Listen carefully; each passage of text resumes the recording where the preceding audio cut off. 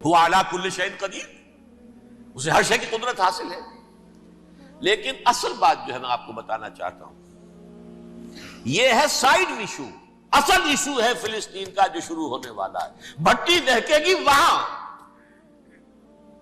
ظاہر بات ہے کہ اگر کوئی بہت بڑا اقدام ہو جاتا ہے فلسطینیوں کے خلاف، اور اگر واقعتاً مسجد اقصیٰ اور قبۃ الصخرہ گرا دیے جاتے ہیں، جو طوفان اٹھے گا عالم عرب میں، یہ حسنی مبارک ہو یا شاہ خالد ہو یا کوئی اور ہو، یہ نہیں روک سکتے اس طوفان کو۔ نوجوان خون اٹھے گا، غیرت اور جو بھی حمیت ہے۔ مسلمان ان پڑھ سے ان پڑھ اور بالکل بے دین، وہ بھی مسجد کی حرمت پر کٹ مرنے کو تیار ہو جاتا ہے۔ مسجد تو بنا دی شب بھر میں، ایمان کی حرارت والوں نے، من اپنا پرانا پاپی ہے، برسوں میں نماز ہی بننا سکا۔ وہ چاہے کانپور کی مسجد سے مسلمانوں نے جانے دی ہیں، چاہے وہ شہید گنج کی مسجد کی مسلمانوں نے جانے دی ہیں، چاہے نماز نہ پڑھتے ہو، لیکن یہ جو حرمت اور یہ جو حمیت اور یہ غیرت ہے، اس سے جو طوفان اٹھے گا، یہ ہوگا اس ملحمۃ العظمی، اس کی طرف پیش رفت ہو رہی ہے۔ کتاب الملاحم سے احادیث کے حوالے سے یہ جن جنگوں کا حوالہ دیا حضور نے، پیشن گوئی کی ہے، اس کا نقطہ آغاز تھا خلیج کی جنگ۔ صدام حسین نے اسے کہا تھا یہ مدر آف وارز ہے، ام المحارب، یہ ایک جنگ نہیں ہے۔ اس کا نقشہ بھی حدیث میں موجود ہے، پیشن گوئی موجود تھی، اس وقت بھی ہم نے شائع کی تھی۔ لیکن اس میں جو جنگ اب ہونے والی وہ الملحمۃ العظمی۔ ملحمہ کسے کہتے ہیں؟ لحم گوشت کو کہتے ہیں، اور قصائی کی دکان کو عربی میں ملحم کہتے ہیں، جہاں گوشت کے ٹکڑے کیے جاتے ہیں۔ آج کل مشینوں سے ہوتے ہیں، اب جو ہے وہ ہاتھ سے چھریوں سے نہیں ہوتے، لیکن ٹکڑے ہو رہے ہوتے ہیں، جسموں کے چیتھڑے اڑ رہے ہوتے ہیں۔ ملحمہ، یہی لفظ استعمال کیا تھا حضرت سعد ابن عبادہ نے رضی اللہ تعالی عنہ یوم فتح مکہ۔ ان کے دل میں تھا کہ اب ہم انتقام لیں گے ان عربوں سے، ان قریش سے۔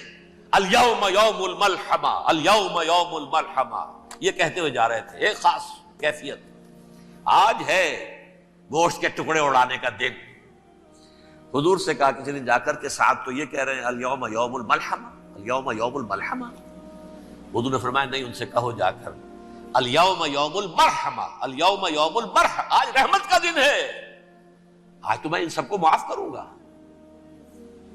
لا تثریب علیکم اليوم، میں تم سے وہی بات کہہ رہا ہوں جو میرے بھائی یوسف نے کہی تھی اپنے بھائیوں سے، اذهبوا فانتم الطلقاء، جاؤ تم سب کے سب آزاد۔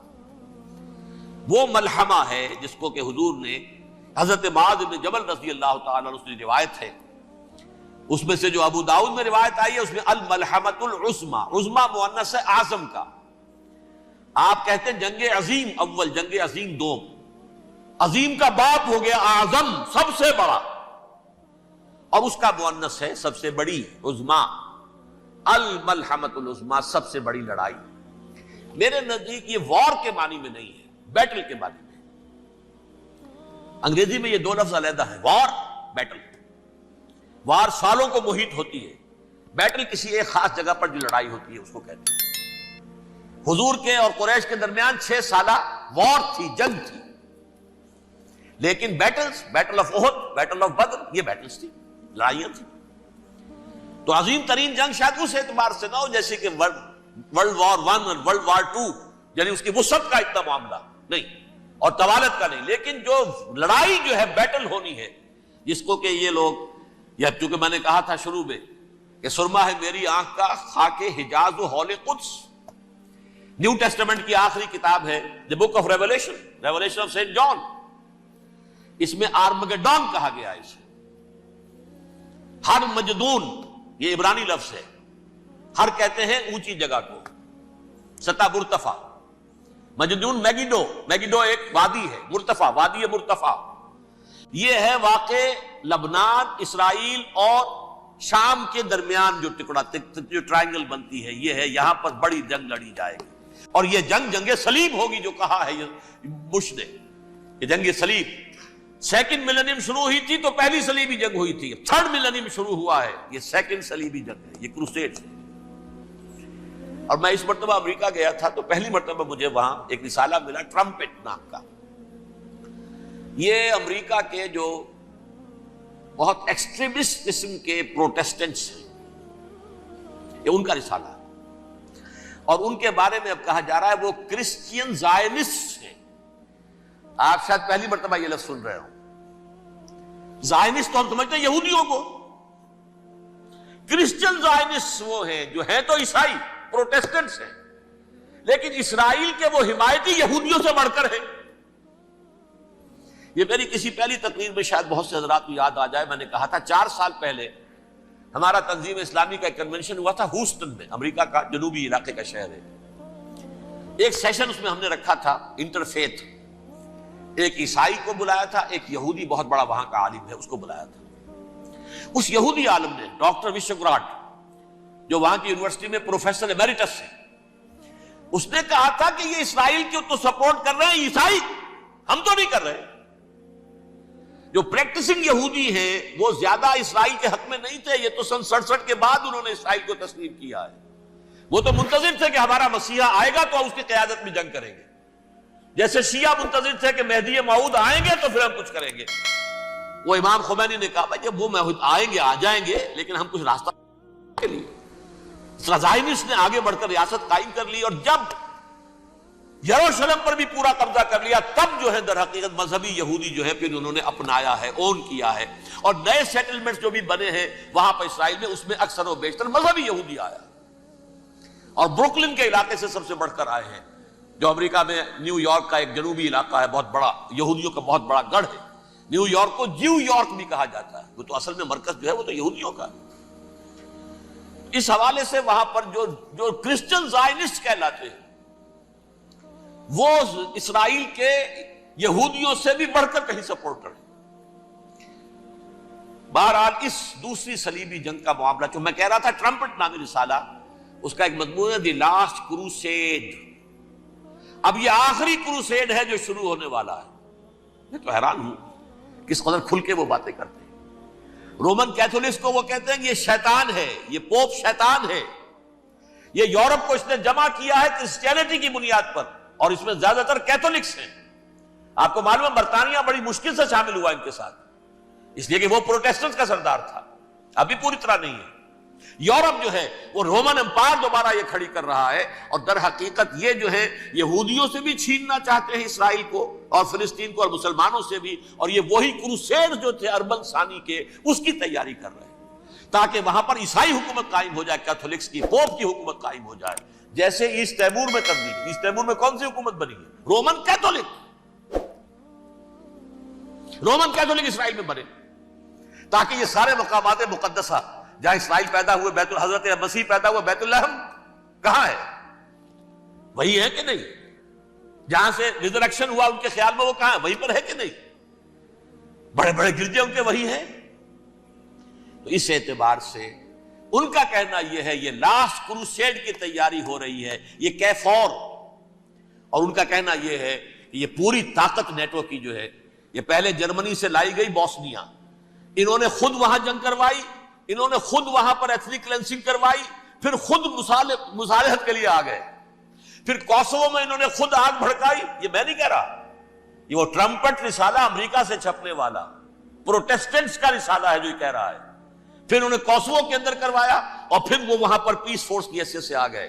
اب وہ میسیڈونیا میں کروا رہے ہیں اور وہاں داخل ہو گئے ہیں۔ اگلا قدم ان کا سائپرس ہوگا، سائپرس میں ترکوں کو اور وہ گریکس کو لڑائیں گے اور وہاں آ جائیں گے، وہاں سے ایک چھلانگ لگائیں گے اور یہ فلسطین میں پہنچیں گے، اور یہ وہاں پر ایک رومن امپائر، اپنی پرانی رومن امپائر کی طرح کی رومن کیتھولک ریاست قائم کرنا چاہتے ہیں۔ تو وہاں امریکہ کے عیسائیوں میں بھی کوئی ایک طبقہ نہیں ہے، کیتھولکس بھی ہے، کیتھولکس زیادہ نہیں ہے ہمدرد، لیکن اب تابع ہو چکے ہیں۔ اسحاق ریبین نے جب یہ پیس ٹاک شروع ہوئی تھی، آپ کو یاد ہوگا شاید کہ جب وہ آیا تھا واشنگٹن سے واپس فلسطین اسرائیل، تو پہلے روم میں رکا for an audience with the Pope, اور پوپ کو اس نے ایک مرتبان سا پیش کیا تھا، حضرت سلیمان علیہ السلام کے زمانے کا مرتبان، اور کہا تھا دیکھیے 3000 برس تک ہم نے اس کی حفاظت کی ہے، اب یہ میں آپ کے حوالے کر رہا ہوں۔ اس کے بعد سے پوپ جو ہے بالکل رام ہو گیا، اور وہ عیسائیوں کے ساتھ اور یہودیوں کے ساتھ ان کا پورا معاہدہ۔ اب پورا عیسائی ورلڈ جو ہے ویسے تو مجموعی یہودیوں کے شکنجے میں ہے، البتہ ان کے اندر بھی جھگڑے ہیں. جو وہاں پر وائٹ کرسچن ملیشیاز ہیں وہ ایکسٹریمسٹ ہیں کیتھولکس، ان کے نزدیک دشمن نمبر 1 یہودی، دشمن نمبر 2 مسلمان، دشمن نمبر 3 جو یورپ میں کالے ہیں، ایفرو امریکن، چاہے وہ عیسائی ہو گئے ہوں کوئی بھی ہو. یہ 3 دشمن ہیں جن سے انہوں نے کلینز کرنا ہے، صاف کرنا ہے ان کے خیال کے مطابق امریکہ کی سوسائٹی کو. اولاً یہود، پھر مسلمان، اور پھر یہ جو کالے ہیں. لیکن دوسری طرف پروٹیسٹنٹس کے اندر ایکسٹریمسٹ وہ ہیں جنہیں کہا جا رہا ہے یہ کرسچین زائنسٹ ہیں، یہ اسرائیل سے بڑھ کر سپورٹرز. بہرحال یہ اب جنگ ہوگی، اس کا نتیجہ کیا نکلے گا یہ تو اللہ ہی جانتا ہے. اب میں آخری بات کی طرف آ رہا ہوں. آخری نتیجہ تو جو بھی کچھ اپس اینڈ ڈاؤنز آئیں گے، تلک الایام نداولھا بین الناس، آخری نتیجہ ڈراپ سین وہ یہ ہوگا کہ اللہ کے دین کا بول بالا ہوگا اور پوری دنیا پر محمد کے لائے ہوئے دین صلی اللہ علیہ وسلم کی حکومت قائم ہوگی. وہ گویا قیامت کی تمہید ہوگی، اس کے بعد بس قیامت آئے گی، کیونکہ مقصد کائنات، تخلیق کائنات پورا ہو جائے گا. پوری مخلوقات کے اندر مقصد تخلیق، کلائمیکس آف کریشن محمد الرسول اللہ صلی اللہ علیہ وسلم، دین کی تکمیل محمد الرسول اللہ صلی اللہ علیہ وسلم. اور اس خلافت عرضی کے لیے جو حضرت آدم کو خلافت دی گئی تھی، جب اس میں وہ خلافت پوری دنیا پر قائم ہو جائے گی اس کا مقصد پورا ہو جائے گا. And that will be the beginning of the end. اس کے بعد قیامت ہے. آخری نتیجہ تو یہ نکلنا ہے. اس سے پہلے سزائیں ہمیں بھی مل رہی ہیں، اور یہاں میں کانٹے کی بات جو چھوڑ گیا تھا اس کو بیان کر دوں. اللہ نے اس مغضوب علیہم قوم کو، اس ملعون قوم کو کیوں اب تک چھوٹ لیے رکھی؟ میں بتا چکا ہوں یہ بڑے عذاب کے مستحق ہو چکے تھے حضرت عیسیٰ علیہ السلام کے زمانے میں، چھوٹ دی ہے ابھی تک ہے، بلکہ ایک مرتبہ ابھارا ہے. 1900 برس کے بعد ابھرے ہیں یہ. بالفور ڈیکلریشن 1917، سن 70 عیسوی کے بعد، تقریباً 1900 برس، 1850 برس تو ہے کم سے کم. پھر creation of Israel 1948، 1967 extension of Israel, یروشلم پر قبضہ.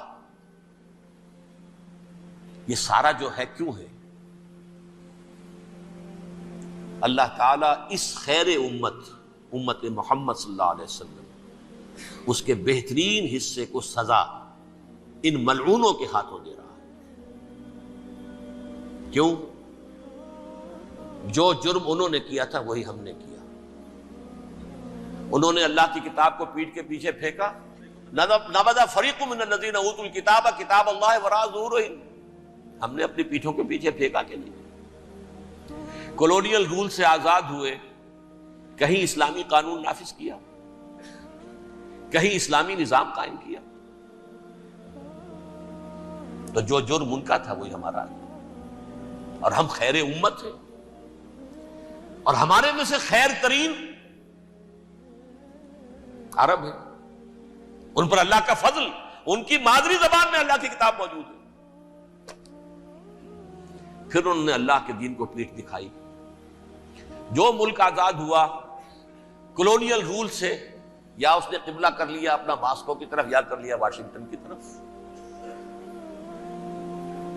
کسی نے مکے کو قبلہ بنایا. یہ بدترین سزا ہے. ویل للعرب من شر قد اقترب. اور ترمذی شریف میں تو یہاں تک روایت ہے، من اقتراب الساعۃ ہلاک العرب. قیامت کے قرب کی ایک نشانی یہ بھی ہوگی کہ عرب ہلاک ہو جائے. ایک حدیث میں الفاظ آتے ہیں کہ حضور نے جب کہا یہ ہوگا یہ ہوگا یہ ہوگا، یہ بربادی آئے گی، تو کسی زوجہ محترمہ نام میں بھول رہا ہوں، انہوں نے پوچھا کہ عرب اس دن کہاں ہوں گے؟ فرمایا العرب یومئذ قلیل، بہت کم. آخری خاتمہ ہونا ہے یہود کا حضرت مسیح علیہ السلام کے ہاتھوں. وہ عذاب جو 2000 برس تک ان سے ٹلا رہا وہ آئے گا، اور ان کے رسول ہی کے ہاتھوں آئے گا. لیکن اس سے پہلے مسلمانوں پر یہ عذاب آ رہا ہے، ہولوکاسٹ کے درجے کا عذاب آ رہا ہے۔ البتہ ہم پاکستانی اس میں یوں سمجھ لیجئے کہ وہ تو خبریں موجود ہیں احادیث میں، وہاں تو جو ہونا ہے، اتنے انسان مریں گے کہ ایک پرندہ جو ہے اڑتا چلا جائے گا، وہ نہیں چاہے گا کہ نیچے اترے تو کسی لاش پر اترے، اسے جگہ نہیں ملے گی زمین خالی کر کہیں اتر سکے، تھک ہار کر گرے گا، مرے گا تو بھی لاش کے اوپر گرے گا۔ یہ الفاظ ہے حضور صلی اللہ علیہ وسلم، الملحمۃ العظمی الملحمۃ الکبریٰ، یہ لاسٹ کروسیڈ، ٹرمپٹ اخبار نے، میں اس کا فوٹو سٹیٹ بھی کبھی آپ کو دکھا دوں، ویسے میرے ساتھ ہے وہ رسالہ ٹرمپٹ، دی لاسٹ کروسیڈ، اس کی تیاری ہو رہی ہے۔ وہ الملحمۃ العظمی اور ملحمۃ الکبریٰ جو ہے وہ آنے والی ہے۔ ابن ماجہ میں کبریٰ کہا ہے، اکبر کا مؤنث کبریٰ، ملحمہ کبریٰ سب سے بڑی جنگ، اور ملحمہ عظمی سب سے عظیم جنگ۔